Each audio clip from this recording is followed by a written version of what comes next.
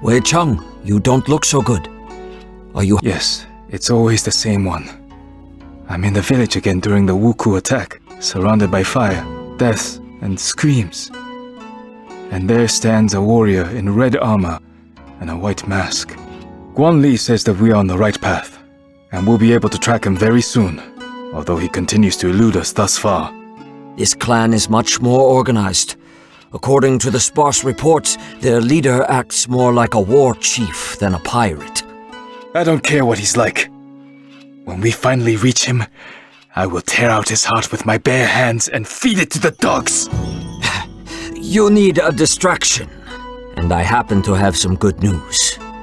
You have learned much from me over the past few weeks, but it is time for you to see certain things that we teach only in South Shaolin. Let us go outside.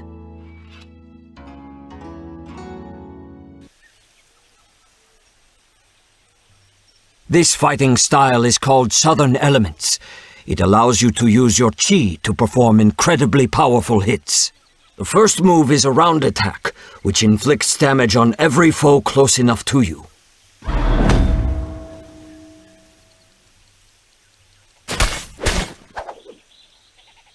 The second move unleashes the full power of your weapon over the head of your enemy.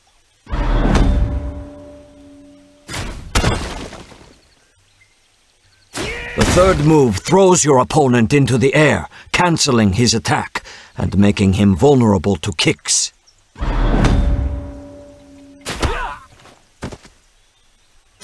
Now go ahead and try to use all of this in real combat.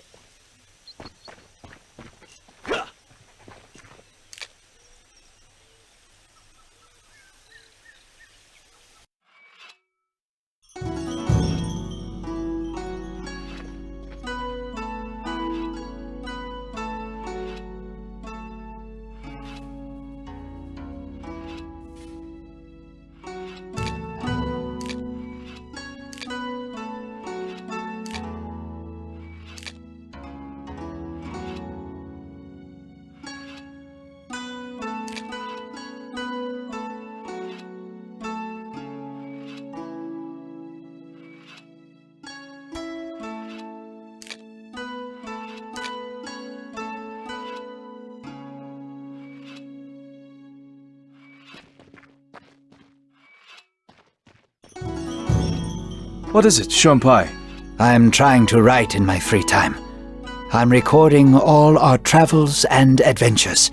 Perhaps something worthwhile will come out of it at the end. There's plenty about you in there. You should check sometime that I haven't made anything up.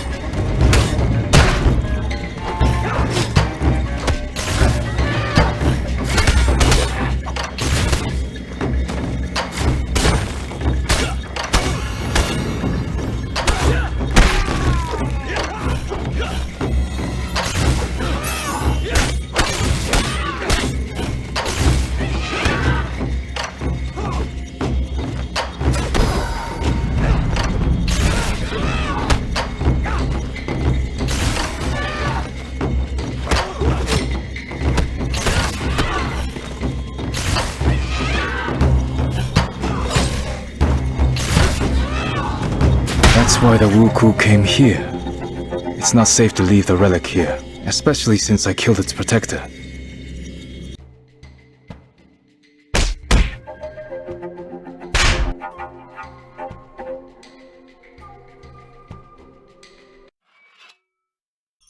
There was no hoard, but we managed to find this object.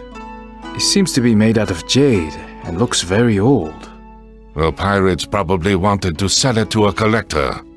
At the peak of the Wuku power, a huge number of holy relics from plundered temples ended up in the hands of the rich. It's definitely a serious item, since it was guarded by quite an aggressive ghost. Those Taoist priests love nothing more than summoning spirits and casting spells. Interesting. Shuanpai, can you find out anything about this temple and relic? I don't want to wake up one morning with some demon eating my eyeballs. I will try, but my collection of books is quite limited. I will let you know if I find anything.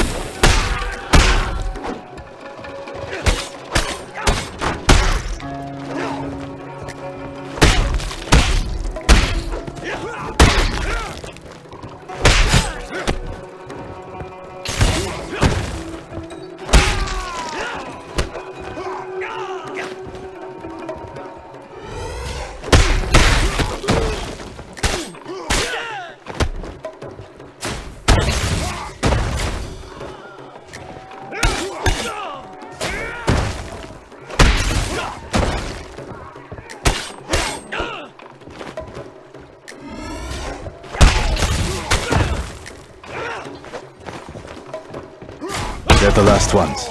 Time to go back.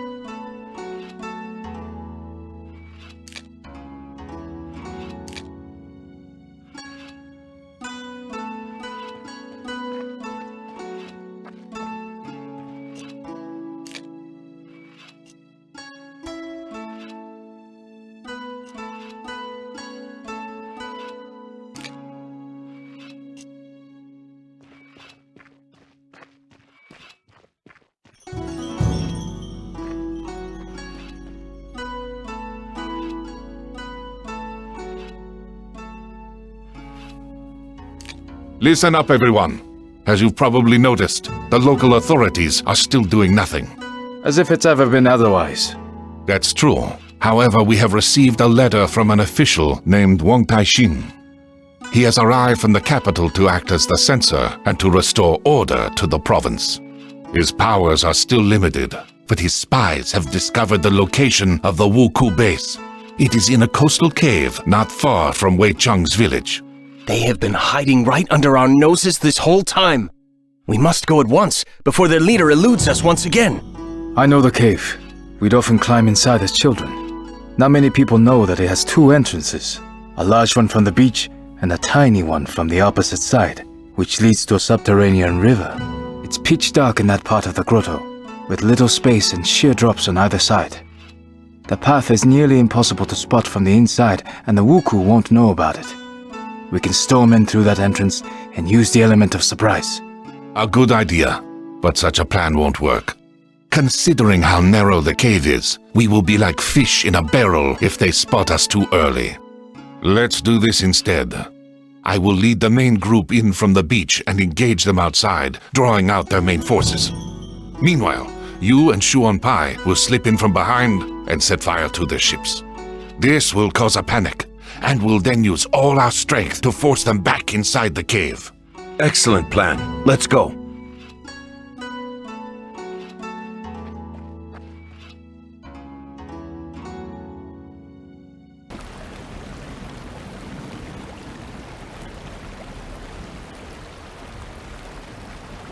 Shuanpai, are you alright? It appears that the pirates found out about this passage and set a trap in the water. The blade has gone straight into my stomach. Damn. I must call for help. Maybe the others haven't launched the attack yet. I'll be all right. You can do it.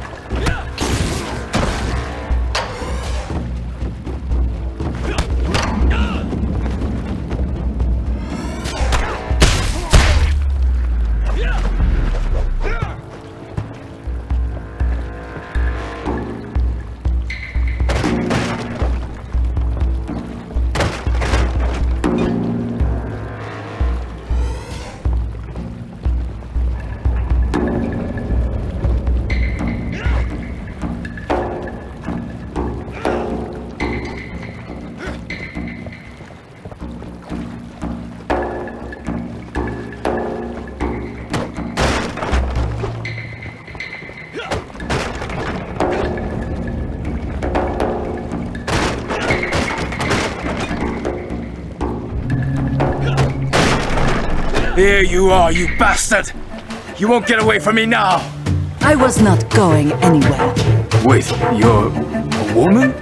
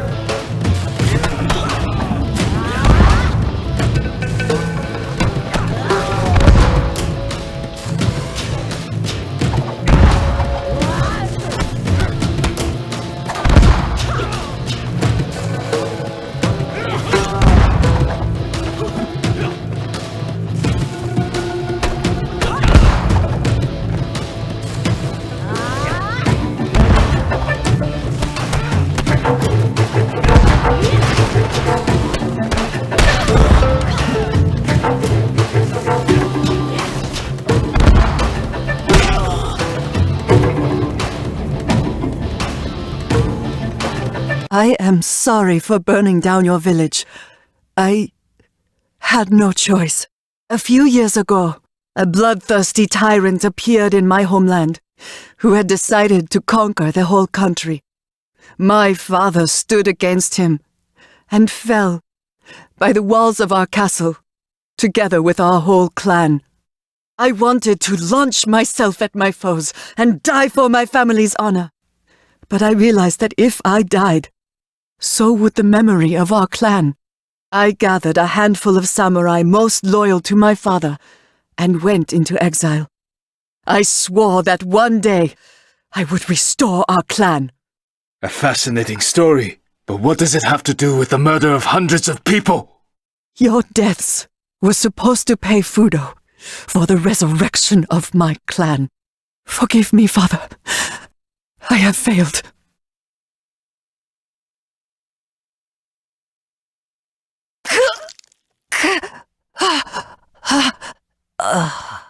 Before she died, she said that someone called Fudo promised to resurrect her family in exchange for people's lives. Fudo is a Japanese deity, believed to cast out demons with fire. I have never heard of people making sacrifices to him, especially human ones. Do you think we're dealing with a cult? I don't know yet, but something tells me that there is a person behind the name.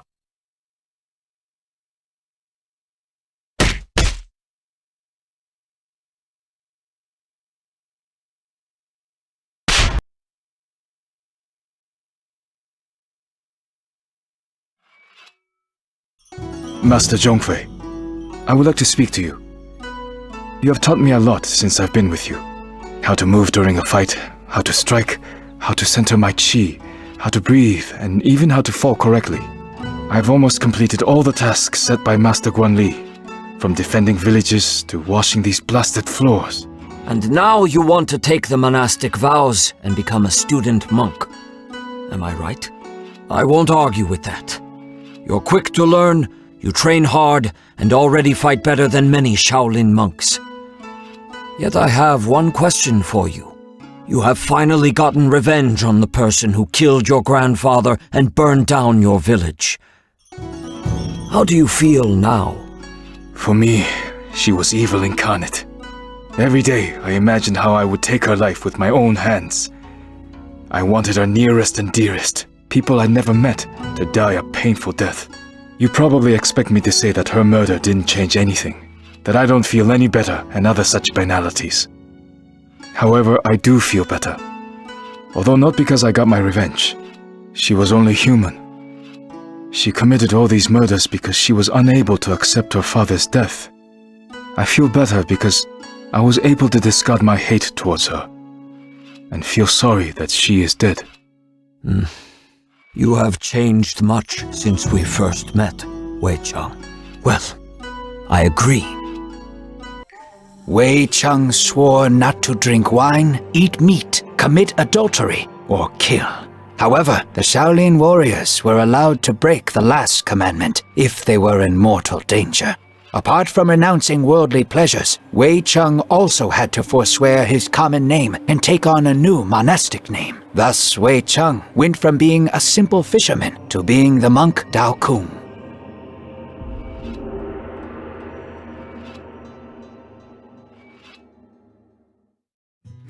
Thank you so much for watching. Have a nice day.